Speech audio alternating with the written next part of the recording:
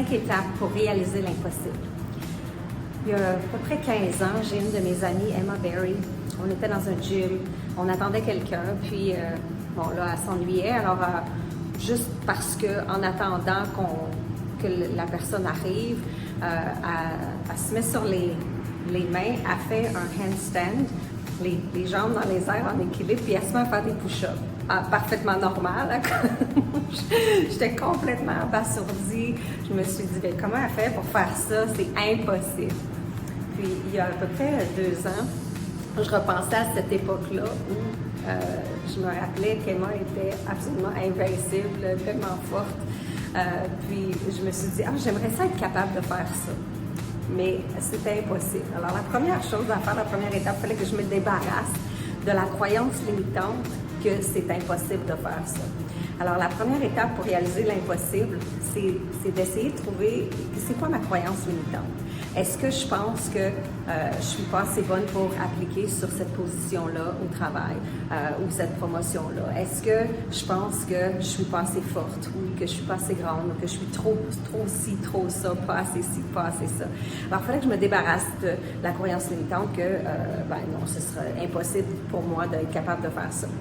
La deuxième étape, c'était d'essayer de contrôler mes émotions parce que j'avais peur. À toutes les fois que je pensais à me mettre sur les mains puis d'envoyer mes pieds sur les murs, je commençais à palpiter. Ça allait pas super bien.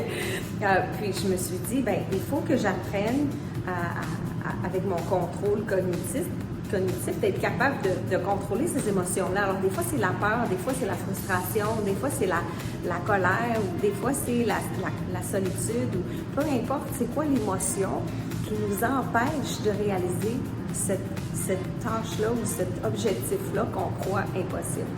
Alors, la deuxième étape, c'est de contrôler ses propres émotions. Pour moi, c'était la peur. Troisième étape, c'était de demander de l'aide. Alors, je demandais à mon mari, pour les premières fois, de m'aider puis d'attraper mes jambes sur le mur. Alors, ça m'a pris du temps même d'être capable. Je faisais juste des tout petits swings là, de feluette. J'étais pas très bonne. Puis, une fois, j'ai réussi en fait à envoyer mes jambes jusqu'au mur. Puis là, mon mari a attrapé mes jambes. Puis j'ai pu rester là quelques secondes. Après ça, il a fallu que je continue de me pratiquer. Alors, il a fallu que je devienne meilleure et meilleure juste à rester sur mes mains avec les jambes à côté sur le mur. Puis, je vous dis, au début, là, je me suis dit, je vais essayer de compter jusqu'à 5. C'était mon gros objectif d'être capable de rester là, compter jusqu'à 5. Puis, éventuellement, j'étais capable de compter jusqu'à 10. Puis, après ça, j'ai compté jusqu'à 20. Puis, après ça, je me suis dit, je me demande si je serais capable de faire un push-up. Mais tu sais, juste de plier mes bras, là, un tout petit peu, le minime flexion, là, juste pour voir si j'étais capable. Puis un jour, j'ai été capable d'en faire un. Là, j'étais toute impressionnée, fière de moi. Puis après ça, il faut continuer. Alors, quatrièmement, on devient meilleur et meilleur. Puis après ça, en cinquième étape, il faut continuer jusqu'à temps qu'on atteigne notre objectif. Alors maintenant, je peux faire 100 push-ups. Je n'ai pas atteint complètement mon objectif. Tu sais, je ne vais pas complètement à 90 degrés. Je ne vais pas si profond que ça dans mes push-ups. Puis je n'en fais pas 100 en ligne. Je fais 45. Après ça, je prends un break. Là, tu sais, les poignets, je relâche un peu. Après ça, j'en fais un autre 35. Puis après ça, j'en fais un autre 15. Fait que je fais mes 100 push-ups à tous les jours maintenant.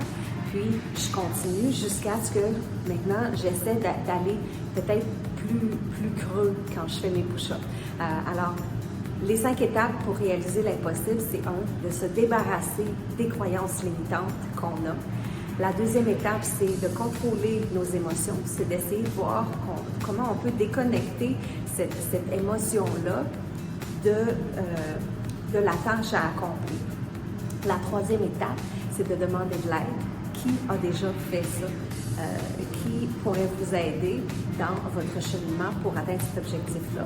La quatrième étape, c'est de devenir meilleur petit à petit, de rajouter des petites étapes, des petites améliorations petit à petit. Puis la cinquième étape, c'est de continuer jusqu'à ce que vous atteigniez votre objectif. Alors, bonne chance, allez-y. Puis, l'impossible est réalisable en faisant les 5 étapes.